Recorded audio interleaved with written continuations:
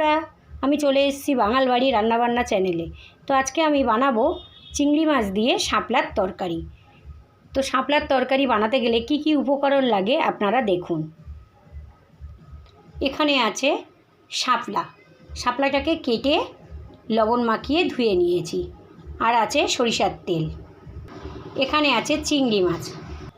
এখানে আছে পেঁয়াজ কুচি আর এখানে রসুন কুচি।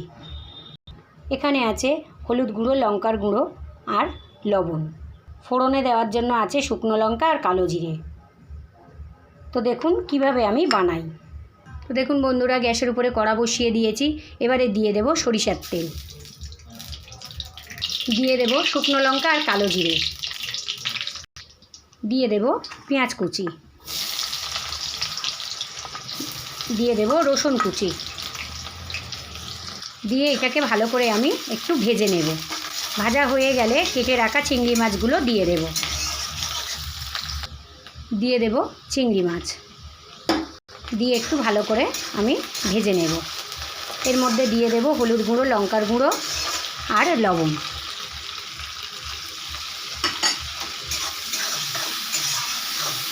ভাজা হয়ে গেলে এর মধ্যে দিয়ে দেব শাপলা। এবারে দিয়ে দেব কেটে রাখা শাপলাগুলো দিয়ে ভালো করে আমি নাড়াচাড়া করে নেব। একটু জল বেরোবে, জলটা আমি শুকিয়ে নেব।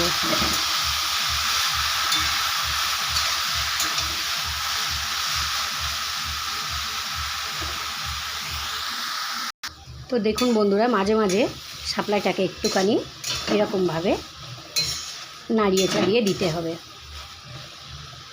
এইভাবে দিয়ে আমরা জলটাকে টানিয়ে নেব।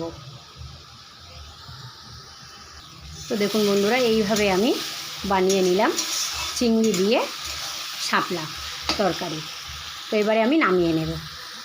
তো দেখুন বন্ধুরা, বানিয়ে নিলাম চিংড়ি শাপলার তরকারি। তো আপনারা এইভাবে বাড়িতে বানিয়ে খেয়ে দেখুন, খুব ভালো লাগবে। আর তার সঙ্গে সঙ্গে একটা করে লাইক, কমেন্ট, শেয়ার, সাবস্ক্রাইব করে দেবেন। আর ভিডিওটা প্রথম থেকে শেষ পর্যন্ত আপনারা দেখুন কিভাবে আমি চিংড়ি মাছ দিয়ে শাপলা রান্না করলাম। নমস্কার।